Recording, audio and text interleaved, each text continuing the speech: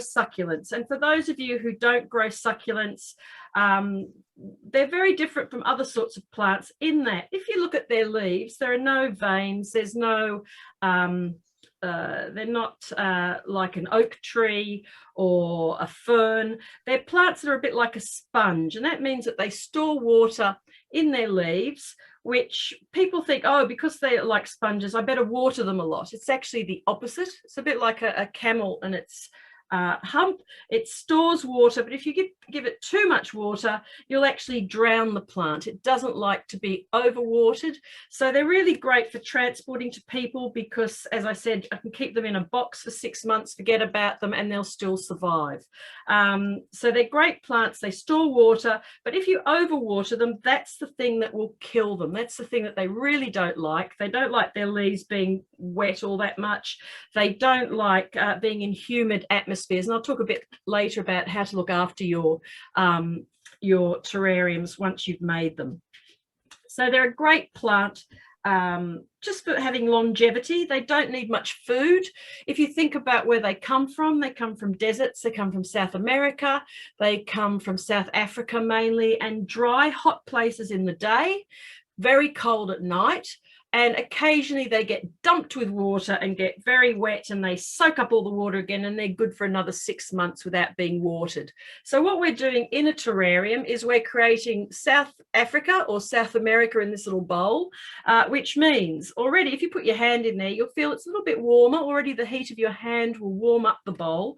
So with succulents, we don't put a lid on the bowl because that would make it too humid and unlike the desert. That would make it much more swampy. So if you're doing succulent terrariums, we keep an open terrarium for those. Closed terrariums, you can put ferns and kind of forest dwelling plants in a terrarium with a lid on. However, what I find in the winter, you see a lot of them for sale for about $70 up to $300 for one with a lid. And they look fabulous in the winter. The temperature's good. It stays a nice temperature on the inside, a bit warmer than the outside. But in the summer, in an Australian summer, they tend to cook and you get a slushy mess and your $300 is kind of been flushed away. So closed terrariums tend to work better in places like Europe, where you want to create a nice warm microclimate because it's much, much colder. So we're going to use the open sort because we're using succulents. And just one more thing about succulents that's great is succulents are also very easy to propagate. So here's one with roots, but if I wanted to grow a succulent, all I need of a plant, say this is growing on a shrub in a neighbour's garden and it's just hanging over the fence and I think that's fair, I'll have some of that. I just need to get my scissors out, trim off a bit of a twig or whatever off a succulent. And if I leave this for a day or two and let it dry out and scab over that little bit where I cut on the stalk, then when I stick it into the soil, it will grow really easily. So they're fantastic for if these plants, and they will start to get too big for this terrarium, you can trim them down, replant the cuttings, and they'll grow really easily. They're also good, depends on the time of year, they'll grow from a leaf. So if I get this leaf, it depends on the time of year. They have a mating season, just like all kinds of animals and plants. There's a certain time of year where if I get this leaf, put it on some dry soil or some pebbles, it will put out little roots and I'll have another plant. So you can propagate a lot of succulents, not all of them, but a lot of them just from the leaf. So they're a fantastic plant, type of plant to get hundreds more. You'll also get little chicks on the side of succulents. So this little echeveria here, I can take these off and I've got 2 more plants. So very quickly you can build up a garden of hundreds and hundreds of succulents because they propagate so easily. So you can see just from that one plant there, I've now got another 2 plants. When I stick those into the soil, these ones I can stick into the soil, they'll grow nicely. So that's why I use succulents. I can go away on holiday for 6 weeks and I don't have to get anyone to come and water the plant. So succulents are great and also good for terrariums because you don't have to water them very often. So as I said before, succulents don't like to be too wet. So what we have to do in this terrarium is set up a drainage system. You can see at the bottom here, there's no hole. There's no way that excess water can escape. So we need to make a fake layered system which traps any excess water at the bottom and keeps it away from the plant. So that's the whole idea of this. This drainage system you can scale up, do exactly the same thing in a gigantic terrarium, or you could even do it the size of a bathtub if you wanted to. You could do it in huge containers. You can do it in a small teacup. This system of drainage works. So I'm going to look at what I've got here. I've got my rocks, which will be the first layer. This will trap the water. I also have a little bit of activated charcoal. And activated charcoal is not barbecue charcoal, obviously, with kerosene in it. It's a charcoal that's been heated at high temperatures. And the idea of it is to filter and disinfect the water and stop the bottom layer of rocks that we're going to put down from becoming swampy or smelly. So that's why we have this kind of charcoal. It's the same sort of charcoal that they use in water filters to filter water, the same sort of charcoal you might have in a pair of runners to stop your feet stinking. So that's why we have charcoal. We also have the soil. The soil I use is Osmocote soil. It's specially formulated for cactus and succulents. It means it's got a lot of sand in it, drains easily. And I use that because if I wanted to mix my own soil that drained easily like that, I'd have to buy 20 kilos of potting mix, 20 kilos of sand, and I'd have to have kilos and kilos of stuff and mix it all together, whereas this is much easier. I just buy one bag of Osmocote succulent and cactus soil. It's done. I don't have to worry about mixing it myself and storing kilos and kilos of stuff. So that's soil. While we're going along, I'm talking about this. Maybe if you've got a pair of scissors, just cut open the bags I've sent you if you've got the kit.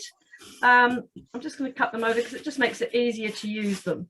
The last layer we're going to have is gravel. I've got a silver one here. I think I've sent people different colours, probably a pink, I'm not sure. This one's a silver one you can see here, and I'll tell you all about why we use gravel when we get to that layer.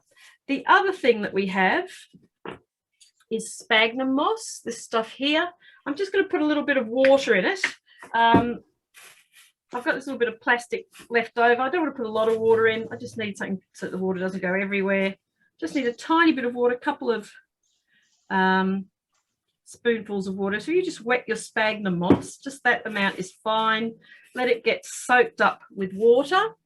You've got the core, haven't you? So you can't, it doesn't really soak. You can try wetting it, but it's pretty stiff. So what you'll need to do is kind of spread it out as thinly as you can, Paige. And I've got my sphagnum moss here. I'm just wetting it and getting it ready for when we need it.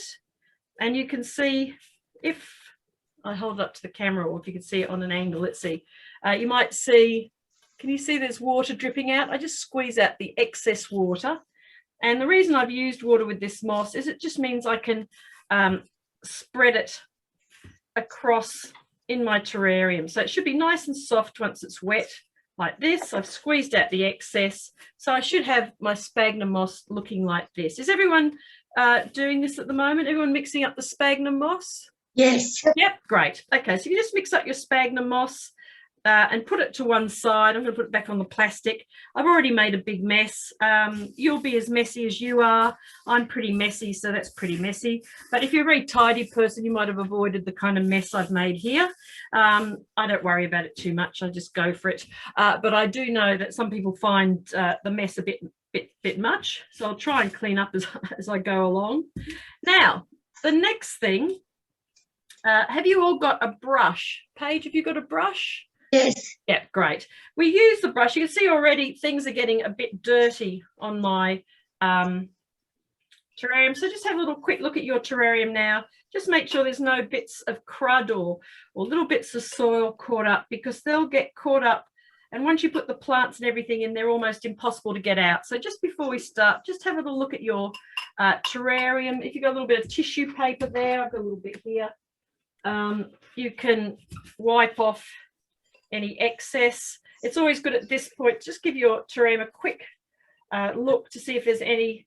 You can hold it up to the light, just see if there's any dirt or bits or pieces stuck on it. Give it a bit of a clean out with the brush, or if you've got a bit of tissue there, just to make sure there's no big bits that'll get caught up. And once the plants are in, you won't be able to shift them. So I'm just also going to have a bit of soil on here. Just give this a wipe so it's not on the bottom. There we go. So there's my terrarium ready to go. As I said, you can use a teacup with this method. You can use anything that doesn't have a hole in it. So you can start making pot plant holders out of anything. Old cameras. Some people cut a shape out of books and line it with varnish and plastic, and then put soil in the old book and use this method again. So you can use it in all kinds of containers. It's quite good. So is everyone ready for the first layer? Yes. Yep, great. So I've got my big rocks. The reason I use, it'd be much quicker if I just threw them in. However, we're using glass, and you can see there's lots of sharp edges to the big rocks. We're not using the gravel, but the big rocks. So I don't want them to smash against the side. It's really easy to smash a terrarium if you're not careful. So I'm just going to use a spoon to reach down there, very gently put in my rocks like so. I don't want to do it too violently because, as I said, it's very easy to smash a terrarium if you just throw everything in. So just very gently start putting those rocks in. Probably about 2 centimeters or 1.5 inches worth of rocks should go in. And what I tend to do, I'll just get them all in and then I'll show you. So I'm just placing all my rocks in like so.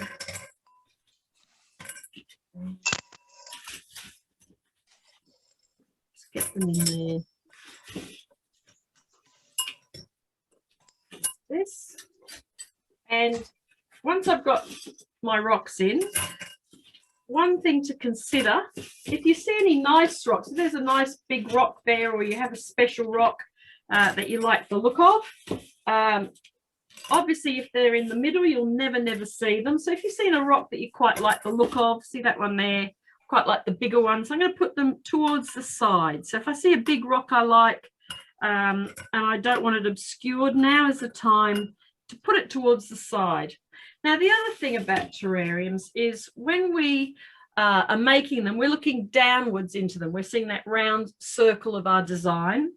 But actually, we're going to probably put it on a coffee table or on a bookshelf or somewhere. It could be quite high. So we actually look at terrariums much more through the side than we do down the bottom. So we often pick them up and just look at them. Can you see me in this picture in where my head is? We look at them this way rather than downwards. So every now and then it's a good idea to pick up your terrarium and just have a look through the side view, because that's the side that you'll see the most. The other thing I like to do is put a slant on my terrariums rather than the rocks being all flat. So I put more rocks towards one side just to give it a sort of a slope, which is a bit more, I mean, can you see it here in this picture? It just gives it, I'll just go to here just for a minute. So you can see it's higher on one side than the other. So I call the lower side the front, and I design my terrarium so that's where I'm really going to look at it the most. And the bit where it's high up, where I stack the rocks up high, that would be the back. So if it's on a bookshelf or against a wall, that would be my back. And this will be my front. So I design when I plant my plants, and when I put my things in, I look at it on a slope, just because it makes it mimic nature a bit more and just makes them look a bit better if they've got a bit more visual interest to it. So I've pushed my rocks. So that side, it's probably about 4 centimeters, and at the front, it's probably 1 to 2 centimeters, that slope with my rocks. So has everyone got their rocks down and arranged from how they like them? Yeah? Yes. Yep, great. So here's the next thing we do. The next thing that we have is the activated charcoal. And you don't need a lot of this, and be careful when you open this that it doesn't go up into your face. You'll get, it's charcoal, so it will make everything black. Don't get it all over your clothes. It will wash out, but you know, it's probably, if you're about to go out straight for lunch after this class, you haven't had a chance to get changed, you might be covered in black charcoal dust.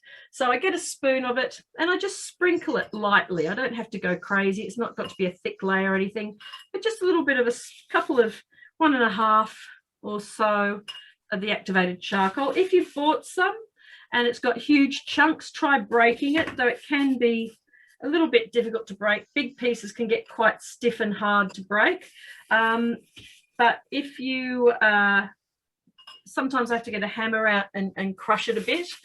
You've probably got enough in the kits I've sent you to do another terrarium, so don't use all of it, just use some of it, a sprinkle of it.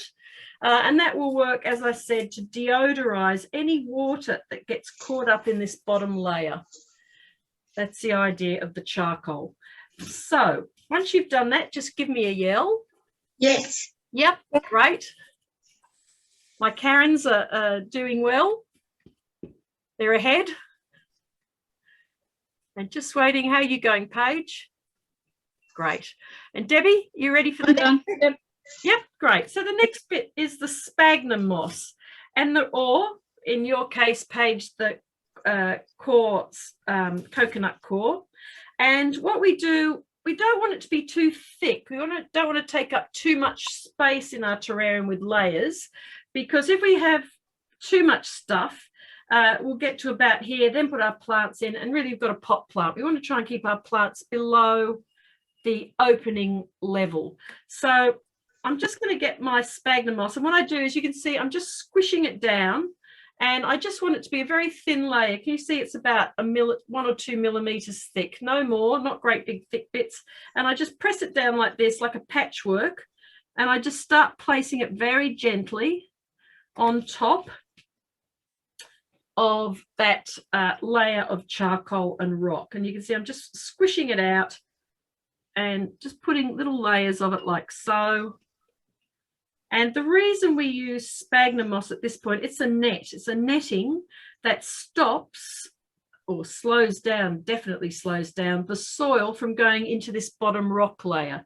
If we don't use a layer like sphagnum moss in between the rocks and the soil, very quickly as we water our plants, the soil will get caught up in the rocks and you won't see the rocks anymore, and you'll just get sort of muddy wet pond down there, and that charcoal won't do you any good.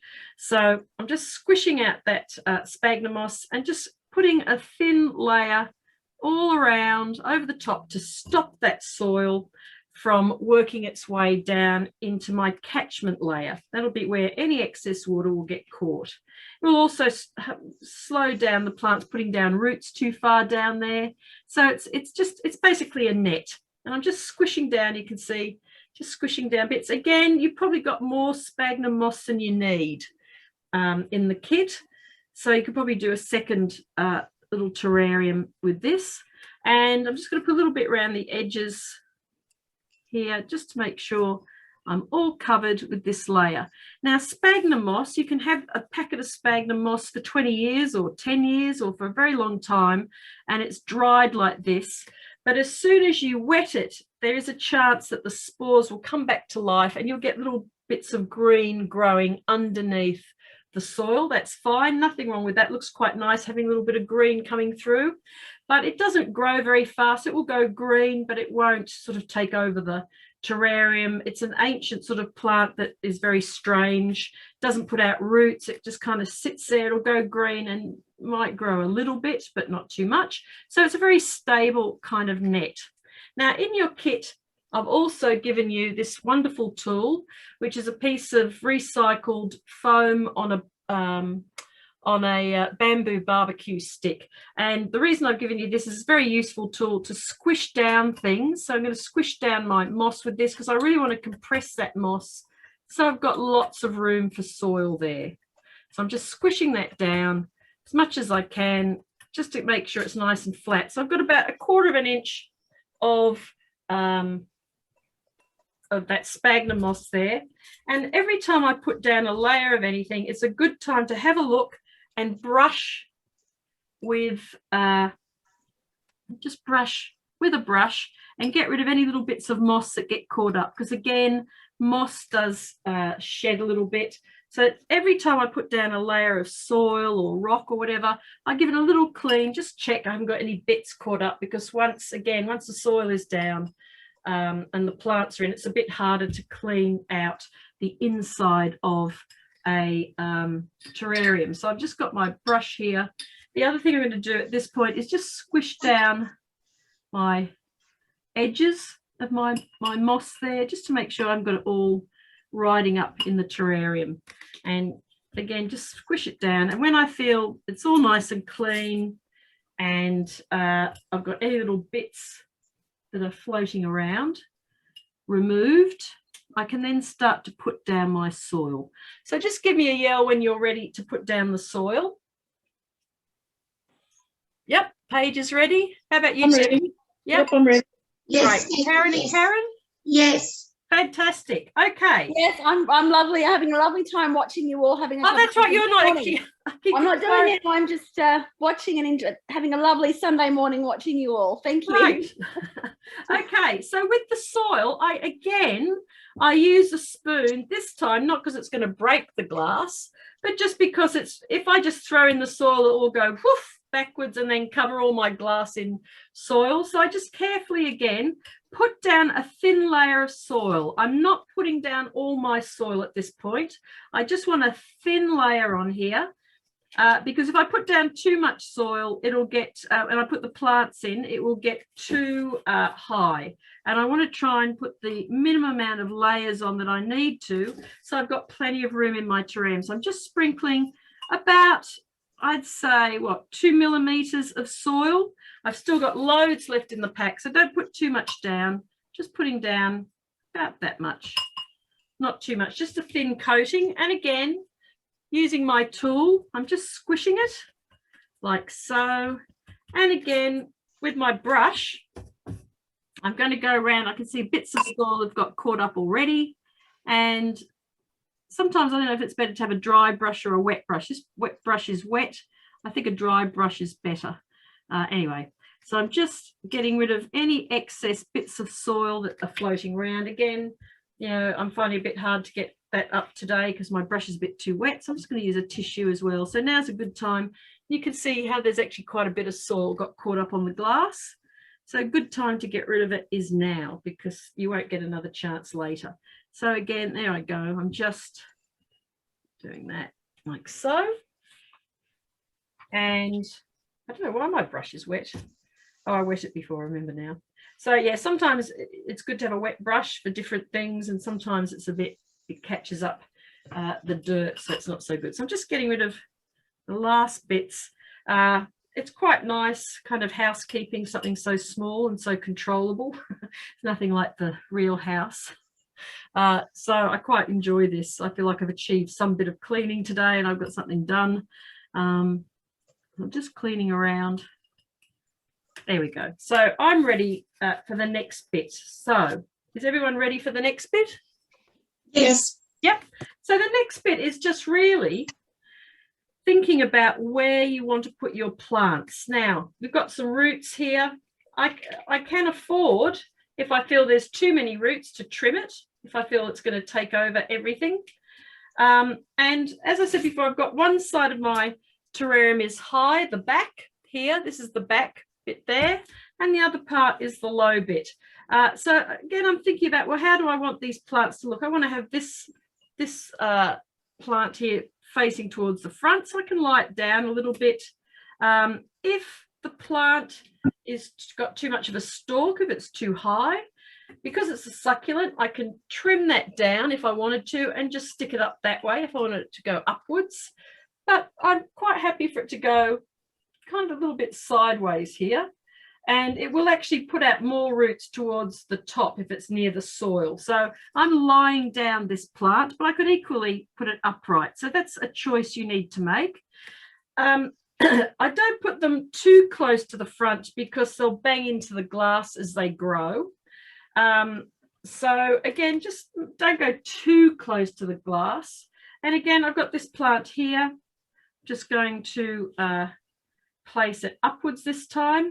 if you've got a plant that grows tall, then obviously towards the center is probably a good place to plant it. And I just place them there for now, and I'm going to put more soil on, which will help secure the roots. It'll take a few weeks for the roots to really take root in the soil, so don't worry if they keep flopping over. If they keep flopping over and you've still got a couple of big rocks, I've got a couple of big gravelly ones here, you can hold a plant in place with your rocks. If it's starting to flop over a lot, you can get some rocks and you can secure the plant with some rocks underneath, like so, and you can prop up the plant with a couple of rocks, which I'm trying to do there. And then once you have done that, once you've propped it up with the rocks, you can then put some soil on top and cover the rocks. When we put in the gravel, the next layer, that will also help secure the plant. So don't be too panicked if the plants keep falling over. So I'm going to put mine in. I want this one to go towards the front. I'll be covering that with soil. I've got this one here. I'm going to put towards the middle. I've got another one here. I'm going to put towards the middle. It's got just, you might have some plants. This has just got one root so far. Absolutely fine. That will grow absolutely fine. Even if it didn't have that little root coming out, it would still grow. The other good thing about succulents is their natural habitat is in little rocky crevices and tiny spaces in the desert. So you'll get a little plant growing in between two rocks, and they really like to be close up. They don't tend to take each other over. So you can have them quite close together and one won't stranglehold the other. They'll grow quite happily next to each other. So I tend to clump them in a kind of little oasis. If I get a succulent and put it in a big pot and put it in the middle, a tiny succulent in a big pot, it won't grow. They really hate to be isolated. They like to be kind of confined and together. So I recommend when you're planting these, try putting them towards each other, perhaps in the center so they've got room to grow out if they have to. And I find that, none of them take over. They tend to grow equally generally, and you get this really nice little formation like that. So I've got that soil in there. They're all standing up actually, but if they weren't, as I said, I would at this point perhaps put in a rock. I'll put one in just to show you. Just put a rock in to prop them up if you feel that they're flopping over. So sometimes a little rock next to them can really steady them. Has anyone got any ones that are flopping over a lot? No. No? Okay. Sometimes it's a problem, and if it is, it's hard to get your hands in here. You can see as things start to go in there, it's quite hard to get access to everything. And I can use the bottom of my spoon and just push that little rock there, just secure the plants in place. So they're just a little bit more upright now that I've done that. And then the next thing I do is I just cover it with a bit more soil. So now, again, another millimetre, quarter of an inch of soil. I can start to put it around the edges of the plant, like so, and cover up those rocks. And you can see as soon as I put a little bit of soil around the edges of the plant, I just want to cover the roots. I don't want to go too crazy. I've just buried one of those plants in soil, but it's okay. I'll use my brush to get any excess soil off. So you can see now I've covered up all the roots. I've got plenty of soil in there. And as I said, they grow in little crevices with not a lot of soil, so you don't have to worry. You don't need a lot of soil to grow succulents. So I'm just going to get rid of, use my brush to get rid of any of those plants I've buried in soil. If you've got really little bits right caught down at the bottom, don't worry. As the plant grows, it will start to push off that soil. Those little rocks, little tiny pebbles or whatever will eventually come off. But it's quite good. Get as much as you can off. But if there's still a little bit there, it's not the end of the world. So I'm just brushing out those little crevices where there's too much soil gone down. Like so, I can see a little bit of root is still exposed there. So just put about a teaspoon. And you can see they're already standing up. It's hard to see on that angle, but they're already standing up straighter just by having that soil secure them. So I'm just going to go, here we go, down the side, down here, like so, and just cleaning off any excess bits. If you're finding it hard to get access to, I'll just get a bit of paper. If you're finding it hard to get access to places, you can also make yourself, just with a little bit of paper, I'll just get this bit of paper, I'll just cut a little bit off. You can just use a takeaway menu or any bit of paper you've got, around. Just I hold it on the two corners and I can make a little funnel. So if I want, I can also get a bit of soil. If I'm finding it hard to get in between a couple of plants, I can also make myself a little funnel like this, nothing fancy, and I can direct the soil a bit more precisely by making a little funnel. So if you're having troubles getting access to where you want to get, the tools that we've got is this, but that's starting to get even a little bit big for what we're doing. Or you can just make yourself a funnel to get right in there, say between two tiny plants. So I can get that little funnel and I can adjust the size. Whoops, can you see? There we go. So I can just make it a big hole at the bottom or a small hole. Nothing, if you've done any cake decorating, you're used to this kind of move. So you can go from tiny hole to, oh, you can't really see it there, tiny hole. Oops, there we go, tiny hole, a big hole, just by adjusting with your hand. So that can be quite a useful tool if you can't get into the tiny crevices. I'm going to get my other tool, my little stomping down foil tool, like so. Just stomping down where I can, just to flatten out that soil, because again, I don't want it getting too heaped up. I want to have lots of space for my plants to grow. And again, because it's another layer and we've been doing stuff, I just start cleaning around the edges. Now, when I do this clean out, I'm also going to try and squish down the edges of my soil here. I want it to be as clean a line as I can get. So I take care just around the edges of this to really squish down the soil there and get rid of any little bits of crud, because they'll be this line here where the soil meets the gravel will be the part of the terrarium where you'll notice any little bits that have got caught up or any mess. So at this point I go very carefully all around, just squishing it down, making sure it's nice and it gives me a nice clean line. And you're able to see yourself as you're doing yours. You can see if there's any bits of dust or little bits of soil that are building up. And going round like so. And again, good time to lift up to the light and just have a look to make sure there's nothing you've missed with this, inside and out. You'll find that you get soil and bits and pieces both inside and out. I'm just going to clean my tabletop again because it's getting pretty built up with crud. Here we go. So let's get rid of that. I've got these two little ones I broke off before. If there are any yellowed leaves or leaves that look like they're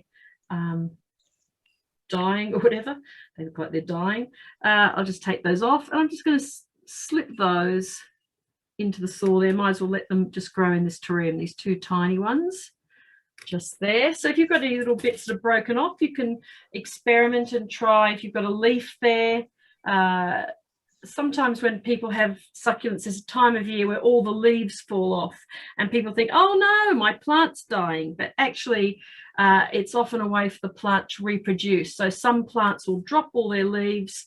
Probably in around February, it happens a lot. Some of them drop their leaves and those leaves turn into baby plants. So often if I've got a leaf like this, just in case, I can put it straight onto the soil and just leave it there, and I might get another plant, or maybe I won't.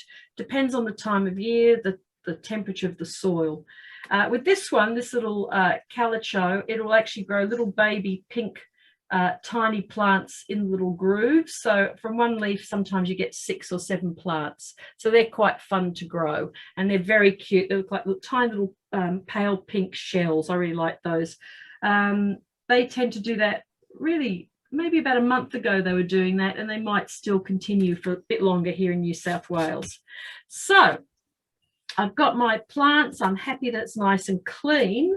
How are we going? Has everyone got their soil down and have got their roots? Shall I have a quick look? Yes. Let's have a look here. I'm just having a look at you, Debbie. Oh, that's nice. Very nice. Excellent. Nice layering.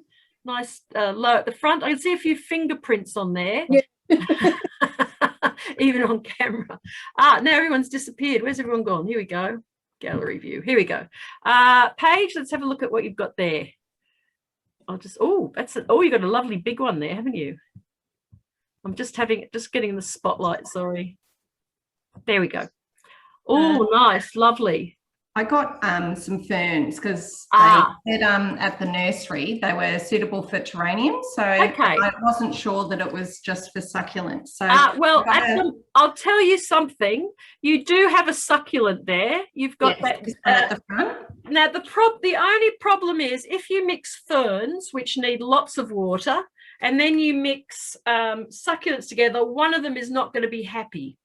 Okay. So it's best to have just succulents or just ferns. One way you can get around that, I'll just go back to me for a minute. I'll show you what I mean.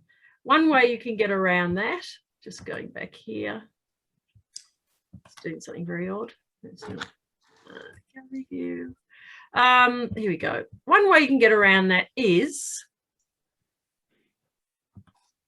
there we go. Say I've got a little container like this. This is just an old IKEA, a little IKEA candle holder. If I put a hole in the bottom, like so, I could put my succulent in here and bury that underneath the soil. So if I put in your case, you've got that one you could stick that in there, put it in here, make sure it's got some drainage in this, and then bury it. And so it's always got a slightly separate, catchment for water and soil on its own. So if I got, here's a plant. So say I put my, I'll put this one in because it's a bit, there we go. So say I planted that plant like that, put it in here, buried it in soil. I know it's underneath there and I would not water around it, and the water from the other plants will be less likely to touch it. So you can separate different types of plants like that, but it's a bit of a pain. So if you don't do it now, but if you've got something that is small enough that you can put in there, you can bury it and hide it and separate different types of plants. Or you could start a second terrarium with just a succulent in it and just keep one for ferns. Now, if you've got ferns, you are going to have to keep it damper. Yep, that's perfect. Has it got a hole? It's got holes in the bottom because it's from the thing. Yeah, so you might bury that with that separate succulent, and that will keep it separate from the others. If you water a lot with the ferns, it still may get water coming up here. That puts out quite a big root system, that succulent you've got. But generally try not to mix two types of plants because one of them is not going to be happy. One of them is a watery plant, one of them is a dry plant. But that's one way that you can get around that problem. Simpler just to have different sorts, but have a go. It'll be very interesting to see how you go with that. So once you've got your plants in place and you've got enough soil in place, just give me a yell. How are you going, Karen? I'm fine, thank you. Great. Okay, so you're ready to put the gravel down? Yes. Yep. And Debbie, you're ready to put the gravel down? Have you had a little bit of a wipe of those fingerprints? Yes, I think so. I've got them all off. Great. Only because it's very difficult to get them off when you've done it. Yeah, once everything's in there, it's like, you know, and then you start breaking off leaves and, you know, it becomes a bit difficult. So just give me a thumbs up when you're ready, Paige. Yep, great. Okay, so the next thing is the gravel. Now, sometimes when I do a live class, I tell everyone to put their layer of gravel down, and I turn around and I see people put gravel just all around the edge, nowhere near the plants, just around the edge of, and it looks fabulous, very on trend, very hipster. However, it's totally useless. The reason we have gravel is not just because it looks really good. When I put the gravel down, you'll see that the plants really punch out. You can see the plants a lot better against the soil. But actually we use gravel because it goes around the base of the plant where the plant meets the soil. And that means when we're watering, excess water doesn't get onto the base of the plant and keeps it drier. So it actually makes the plants, if they're succulents, not so important with ferns, it makes the succulents much happier and drier. They don't like to be wet. It's like trying to wash a cat in the shower. They just don't like it.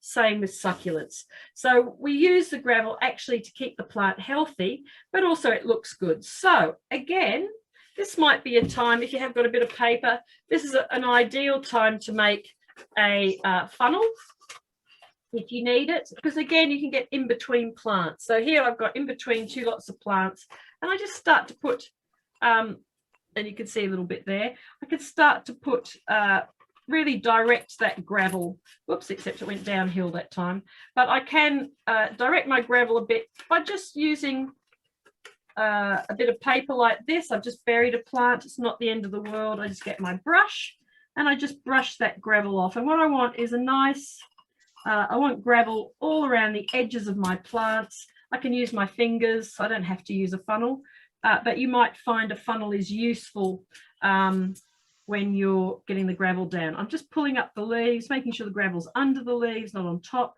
pushing gravel under the leaves, just bit by bit. Don't hurry this bit, because you'll find that you bury things if you hurry it too much. So I'm just oh, little person was in that one. Look at that. I've got that's left over from somewhere. There's a tiny little purple person in amongst that gravel. I don't know if you've got one or not. They're quite fun too. So I'm just placing gravel around the edges of the plants, in between them, like so. There we go. And if I could see any gravel caught up, I can also use this end of my tool, the end of the barbecue stick, and flick out any stones that have got caught up. Again, if they're really stuck and you can't get them out, as the plant grows, it will gradually push them off. Now, this time of year, winter, it's now getting quite cold. Maybe not so cold in Queensland, but this time of year is when succulents go dormant. In the winter, succulents stop putting out growth hormones. They stop growing. And so they stay pretty much this size for a few months. And in February, around when it gets much hotter, around January, February, they start to really sprout and get bigger. So this time of year is their dormant period. It means they don't need much water, if any. Sometimes you can get away with not watering them at all. They're basically in hibernation for the winter. So you don't have to water them very much. I wouldn't water them more than once a week, if that. And I'll show you how to water them once we put the gravel down. So I'm just very slowly building up a layer of gravel around the plants, but my priority is to get them around the plants themselves, just to make sure that they've got that protection that the gravel gives them. I can lift up a plant with my thumb to make sure the gravel goes under its base, not just around the leaves. And I'm just putting in some gravel there. And you can probably see, even on camera, and you can certainly see it with your own, but as soon as you start to put the gravel down, it really punches out the plants. You can really see them much better. And of course, if you've got, there's thousands of different colours of gravel, all at your local Bunnings, and I don't have any Bunnings sponsorship, so but it is, you can get lots of different colours, and you can kind of contrast them and complement different coloured succulents, because of course succulents also come in so many different colours. In this one I've got a red, a purple and a green, so you can pick that up with purple gravel or red if you had some. I've got silver today. I really like the silver, and I'm just putting it underneath there, and bit by bit just filling up those little gaps with my pebbles, like so. And just like that. And again here.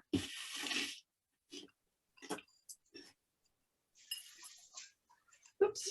And this plant's falling over a bit, but now the gravel is there, it will help prop it up. So if you've got that problem of plants falling over, this next layer of gravel also helps to secure them.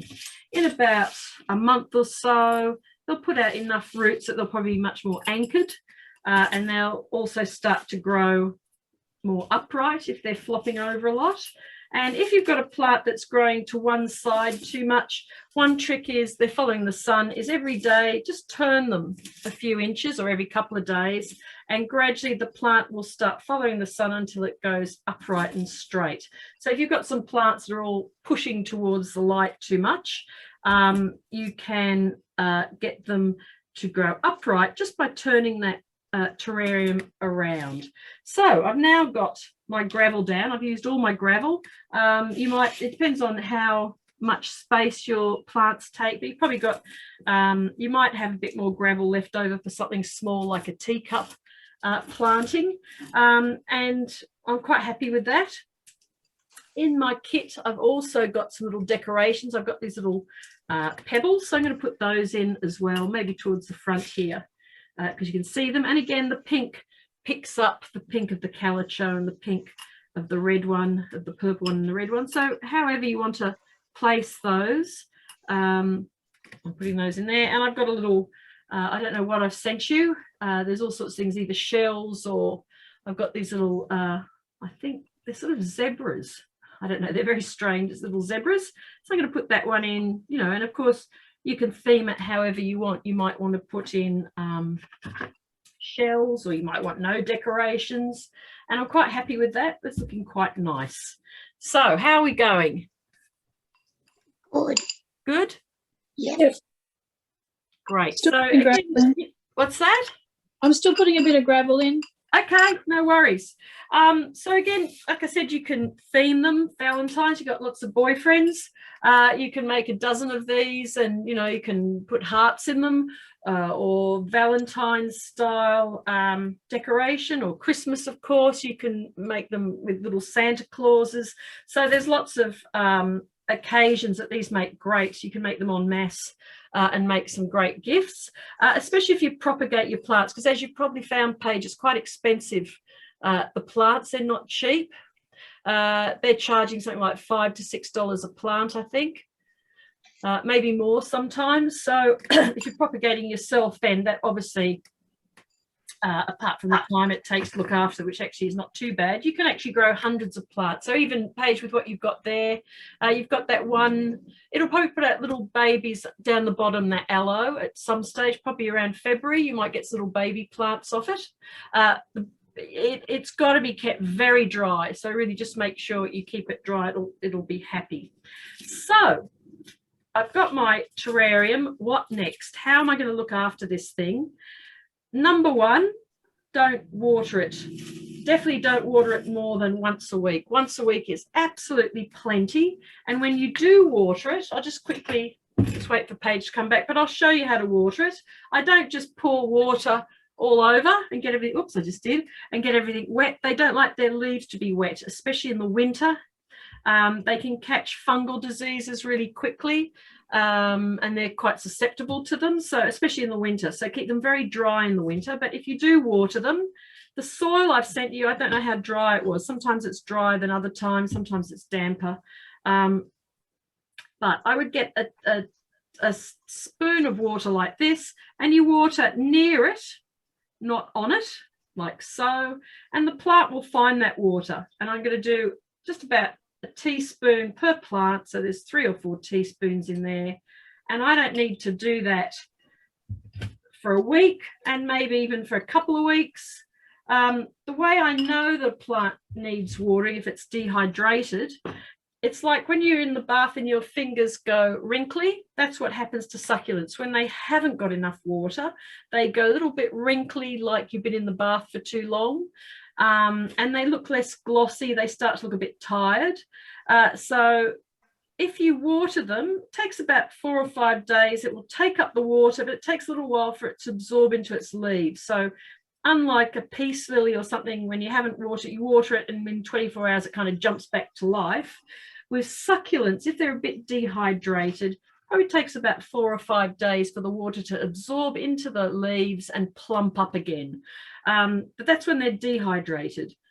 If they've got too much water, which is probably much more likely in life, they start to look a little bit like a jelly bean, a little bit see-through, jelly-like.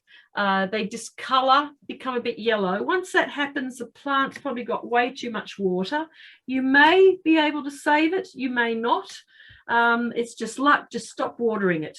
And if there's any excess water, one thing you can do is lift up your terrarium and look to the side. You can see how much water's there. So I've done those 4 spoons worth there, and I can see a little bit of water at the bottom. It's gone straight down to the bottom, drained down to the bottom, which is good. If I see that is full of water, what I can do is just try and tip it out.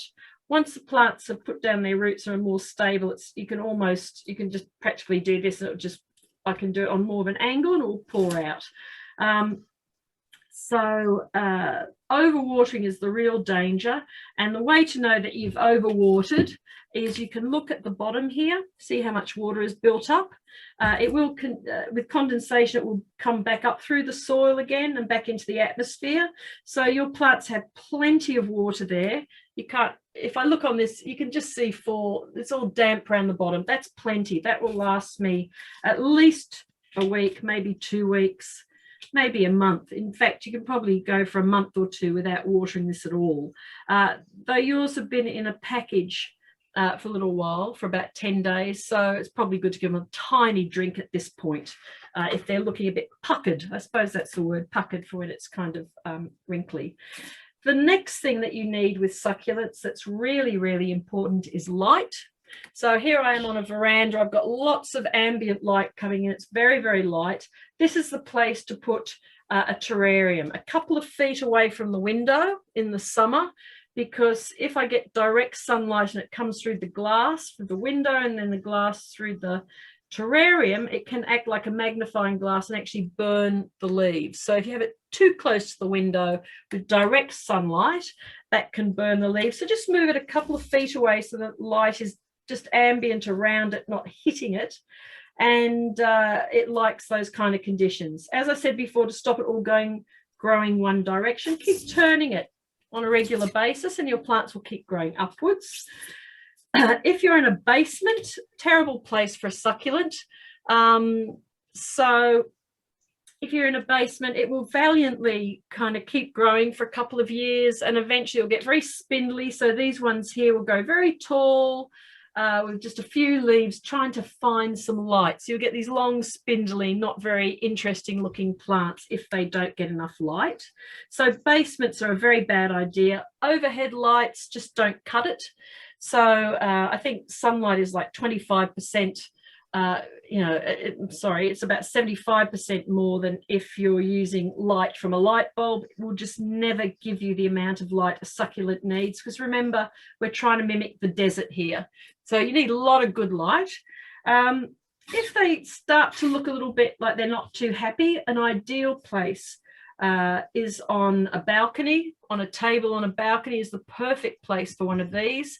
Just be careful that you've got a bit of cover over so you don't get terrarium soup when it rains. If you do get terrarium soup, that happens, I just pour it all out, pour out the excess, and it will dry out and it'll be fine. And if it's left outside, if that happens, also evaporates much more quickly. If it is outside, the big things to worry about are snails and slugs. They love succulents and they'll eat a whole terrarium's worth in an overnight session. So again, just watch out for that. Whatever precautions you want to take with snails and slugs, either you go around in a pair of boots and squish them, or you might use some snail killer or beer in a cup and try and get them. But be aware that if they're outside, the snails and slugs will come. Especially if you're in the winter, there's quite a few after rain. The other important thing is dryness. So it's not just about watering, but if I put this in the bathroom, worst place, you might have a very light bathroom, but bathrooms are just too humid, too wet, and the plants don't like it. They really don't like it. Though ferns like it to be a bit cool, don't they? So you've got this mixture of ferns and ferns don't like too much light. They like some nice soft light, but that succulent you have likes a lot of light, Paige. So just find a space that's dry, a lot of light, but do just keep an eye on them. If one of them starts to look peaky, you'll know why. So yeah. What else? So yeah, so don't put them in if you do a lot of boiling or cooking. You've got a steamy kitchen, again, not a good place to put them. So usually a living room is a perfect place, balcony is a perfect place. So I think that's all the care. Feeding, they don't need much food. Succulents thrive in poor sandy soil, but you know, if they're flowering, some of these will flower. I think this red one I've got here has a yellow flower that comes out. The Calichos has a kind of little bells, funny little bells that appear. If they flower, that is a time you could feed them. So you just sprinkle them with a little bit of slow release fertilizer. Again, from Bunnings, you can buy a tub of it for $8 and that will last you the rest of your life. Just a little bit, not on the plant again, but near the plant, and just little sprinkles, a bit like you're feeding goldfish. You don't want to give them too much. And that's really only if they're flowering. Maybe once every 6 months to a year you could feed them, but don't overdo it. They don't like it. Flowers, some succulents, when they flower, that's called the death flower, and it's the end of the plant's life. It puts out the flower, it does a beautiful display and then dies. That's just the way it is. And I can't tell you which plants, I never remember. And some will flower each year quite happily. Now, these will also grow. So as I said, you know, as they grow, you can just trim them, re-put in cuttings. That aloe that you've got there, Paige, will take a very long time to grow big. It will grow quite slowly. It'll then put out babies, and so you can get quite a lot. And you've got quite a big terrarium there, so that'll have a lot of life in it. Have you got any questions? I think I've told you everything I know. Any questions? No, very good. Oh, good. My question is the names of the plants. Now you're asking. I have a great book. And I don't know, hold them up for me. I don't know what you've got there. Let's have a look. Oh, what I find with plants is they basically run in families. So there's a crassula, which is your jade plant there. You see that money plant or jade plant? That's a crassula. Some of them are edible, though I wouldn't recommend it, but you can eat. There's one from South Africa you can eat, and I must try it. I must get a recipe. I don't know how you cook it. I imagine it's quite slimy, but there is a good solution to hot weather. You've got a crassula there. You've got little echeveras, are the ones that like little stars that put out like a little floral star, if you've got one of those. So there's crassulas, echeveras, calichos.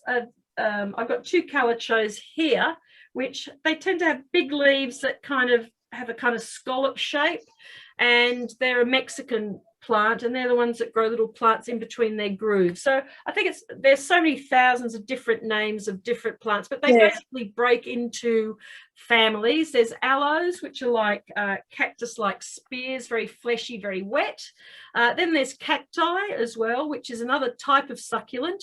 So yes, there's all kinds of families, but there's a great book. I'm just seeing if I've got it on my bookshelf here. Just a little green book. I could send it to you, what the name is. It's a little book just called Cactus. It's just a series of pictures of the different flowers and, different plants, and tells you what family they are, how to look after each one. And it's just a very simple, good guide of the most common succulents. We tend to have the same varieties going round and round in Australia.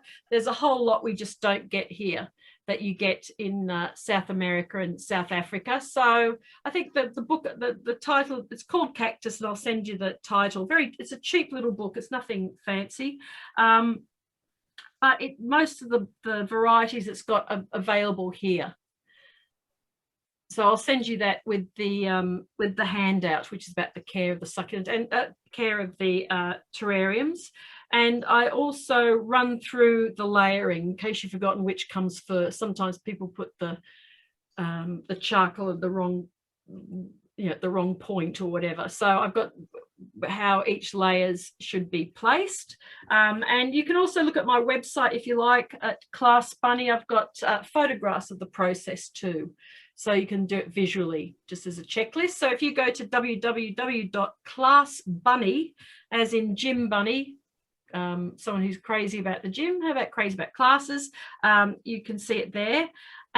in photographs in the blog section, and I'll also email you the handout. So that's got a lot of questions answered. Any other questions? No, thank you. No? No, thank you. Thank you very much, Pamela. Well, thank you. And I'll send you the link to the YouTube as well. That would be wonderful. Thank you Great. so much. Okay. Thanks, everyone. Nice to meet you all. Thank you. Thank you. Bye-bye. Bye. Pamela. Bye. Bye. Bye.